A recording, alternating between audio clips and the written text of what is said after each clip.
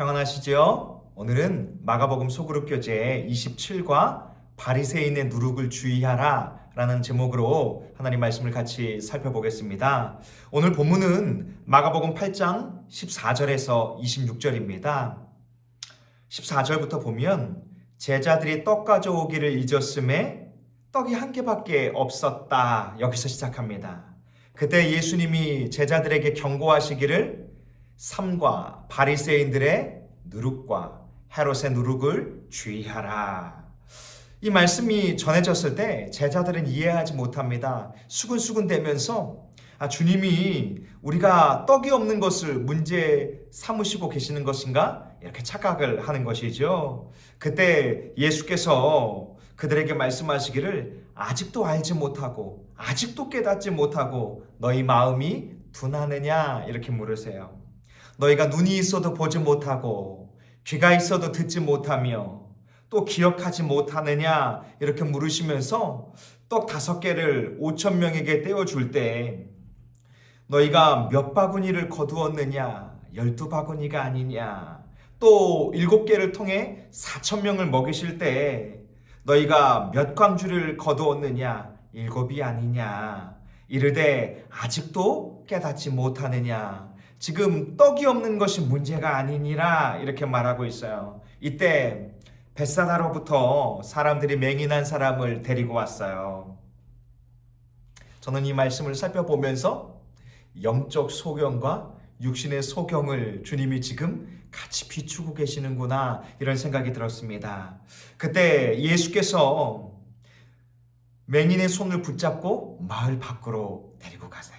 친히 목자가 되어 주셔서 소경을 인도하고 계시는 것입니다. 그리고 나가사사 이 눈에 침을 뱉으시고 또 그에게 안수하여 주시며 무엇이 보이느냐 이렇게 물으세요. 그랬더니 나무밖에 보이지 않는 거죠. 그리고 나서 주님이 다시 그 눈에 안수해 주세요. 그리고 주목해서 보이기 시작하는데요. 그때 모든 것이 밝히 보였다 이렇게 말합니다. 예수께서 그 사람을 집으로 보내며 이르되 마을에는 들어가지 말라. 오늘 이 본문은 이렇게 마치고 있습니다. 마음의 문을 열며 한동안 무리를 떠나 조용한 곳을 찾으시던 예수님은 드디어 제자들을 데리고 갈릴리로 돌아오셨습니다. 이제 십자가의 길을 준비하기로 결심했습니다. 어느 날 제자들과 함께 배를 타고 가면서 예수님은 바리새인의 누룩과 또 서기관들의 누룩을 헤롯의 누룩을 주의하라 말씀하셨습니다. 날이 갈수록 바리새인들의 반대와 도전이 거세질 것을 내다보고 계십니다. 배가 도착하자 예수님을 학수고대하고 있는 한 사람이 있었습니다. 무명의 소경입니다. 과연 어디에 예수님이 필요치 않은 사람이 있겠습니까?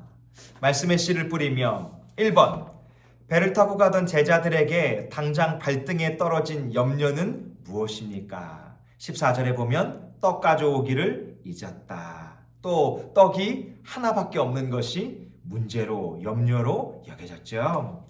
2번 이때 예수님은 그들에게 무엇이라고 말씀하셨으며 그 의미는 무엇인가? 예수께서 경고하여 이르시되 삼가 바리새인의 누룩과 헤롯의 누룩을 주의하라.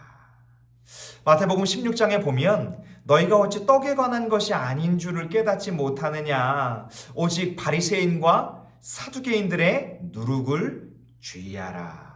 그들의 교훈에 대해서 주의하라. 이렇게 말씀하고 있는 거죠. 3번 누룩의 성질에 대해서 말하십시오. 누룩은 침투하고 확산되는 성질이 있습니다. 죄와 부패가 침투하고 확산되죠. 또 그것이 전염되고 외식하는 것으로 나타나는 것이죠. 긍정적인 누룩의 성질은 무엇일까요? 복음이 확장되는 것이죠. 복음이 침투하는 것이죠. 그리고 내적인 변화가 일어나는 것입니다. 바리새인들의 어떤 점을 누룩처럼 위험하게 보았는지 검토해 보십시오.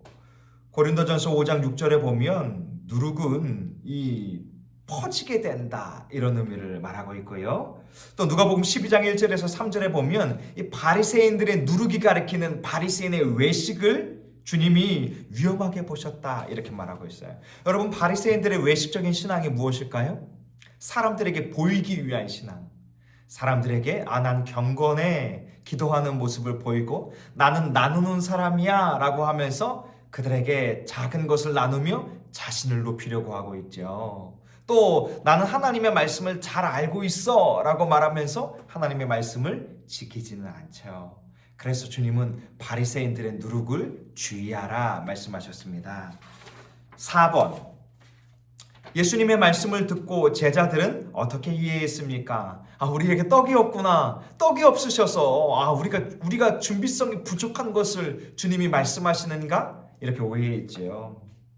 5번, 제자들은 예수님과 함께 동행하는 이상 먹고 마실지는 전혀 걱정할 필요가 없었어요. 왜 그렇습니까? 17절에 보면 아직도 알지 못하며 깨닫지 못하느냐. 19절에 떡 5개로 5,000명을 먹이고 12바구니가 남았고 떡 7개로 4,000명을 먹이고 7강주리가 남을 만큼 주님은 떡이 없는 것이 문제가 아니라 주님이 함께하면 모든 것이 채워지고 충분하다라는 것을 그들에게 보여주셨죠. 5번, 그럼에도 불구하고 막상 먹을 것이 떨어지자 제자들은 예수님과 그의 능력에 대한 믿음이 즉시 흔들리고 염려의 종이 되고 말았습니다. 각자에게 이와 유사한 영적인 병이 없는지 말해보십시오.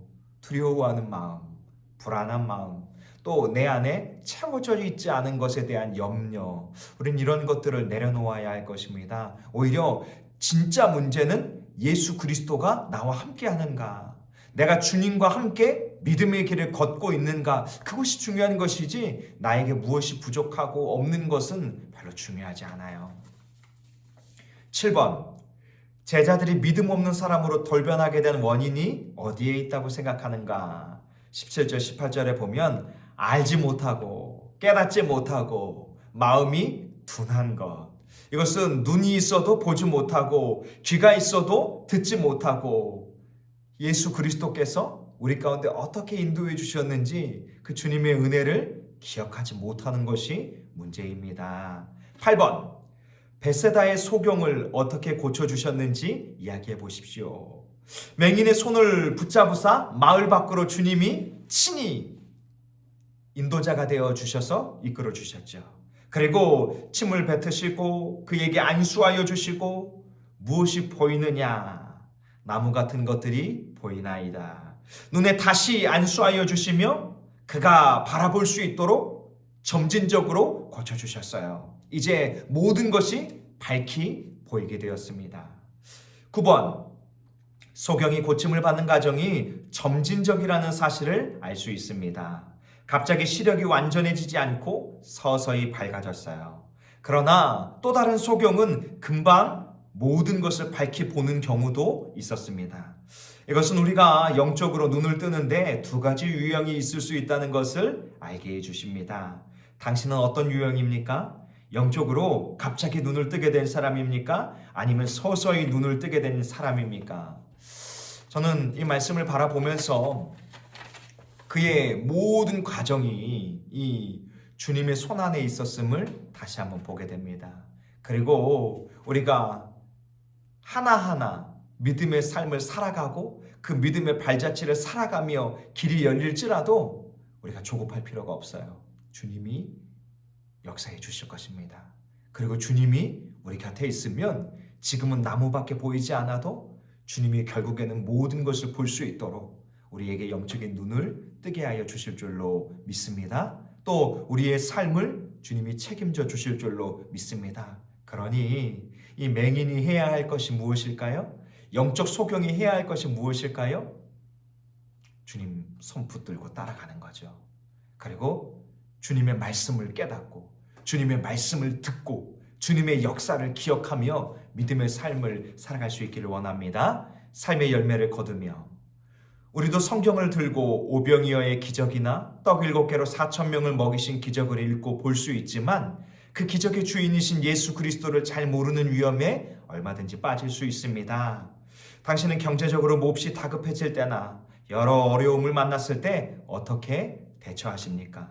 빌립보서 4장 9절에 주님을 믿고 염려에서 자유할 수 있다는 믿음을 가지고 생각하고 계십니까? 주님을 믿고 염려에서 자유할 수 있다는 마음을 가질 수 있기를 원합니다. 아무것도 염려하지 말고 오직 기도와 간구로 너희 구할 것을 감사함으로 아뢰일 수 있는 저와 우리 다산동행교회 믿음의 식구들 될 수 있기를 원합니다. 수고하셨습니다.